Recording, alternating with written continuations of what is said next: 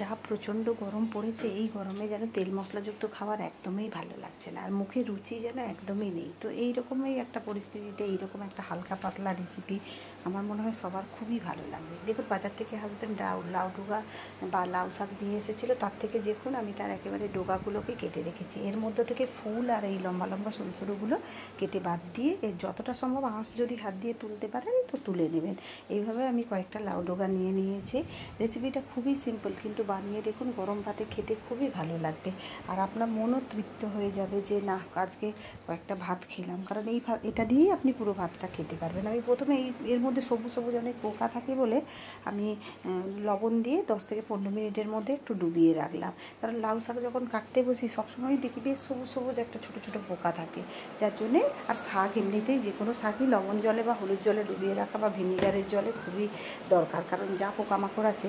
এরপর বেশ কিছু বাড়িতে থাকা গরমের সবজি নিয়েছি, যেমন পটল, ঝিঙে, বরবটি, বেগুন, আলু। আপনারা চাইলে এতে কুমড়োও দিতে পারেন। 1 চামচ একেবারে অল্প একটু তেল দিয়ে 1 চামচের মতো দিয়ে আমি প্রথমে সবজিগুলো একটু হালকা করে ভেজে নেব। আর একদম সিম্পল একটা রেসিপি, কিন্তু খেয়ে দেখুন খুব ভালো লাগবে।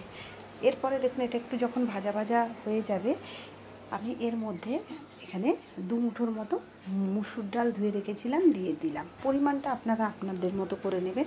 আমি এখানে 3 থেকে 4 জনের মতো করছি, আপনারা পরিমাণটা বাড়িয়ে বা কমিয়ে নেবেন। এরপর মুসুর ডালটা দেওয়ার পর একটু নেড়ে, মুসুর ডাল তো আর ভাজতে লাগে না, নেড়ে এর মধ্যে আমি একটা বেশ কিছুটা পরিমাণে জল দিয়ে দিলাম, যাতে সবজিটাও সেদ্ধ হয়ে যায় আর ডালটাও সেদ্ধ হয়ে যায়। আমি এখানে 2 বাটির মতো জল ইউজ করেছি। এরপরে এর মধ্যে হলুদ আর বেশ কয়েকটা কাঁচা লঙ্কা দিয়ে দিলাম। দিয়ে এটাকে এবার একটু যখন গরম হয়ে যাবে, ওপর থেকে আমি লাউ ডোগাগুলো এইভাবে দিয়ে দেবো।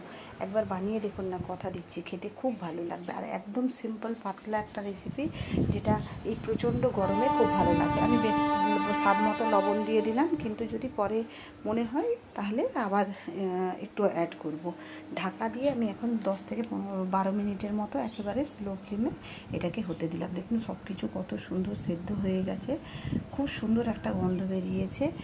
আর আলু ফালু প্রপার পুরো একদম হয়ে গেছে। আর এতে কুমড়ো দিলেও খুব ভালো লাগে, একটু রাঙা আলুও দিতে পারেন। আর দিয়ে এবার আমি এটাকে নামিয়ে নেব। নামিয়ে গ্যাসে আবার কড়া বসিয়ে তাতে আমি আবার বড় চামচের 1 চামচের মতো তেল দিয়ে দিলাম।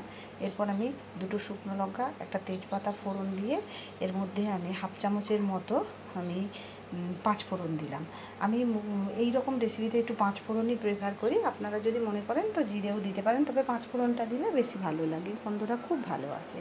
5 ফোড়নটা দিয়ে ফোড়নটা যখন ভাজা ভাজা হয়ে যাবে, তখন আমি সেদ্ধ করে রাখা সব উপকরণগুলো দিয়ে দেবো।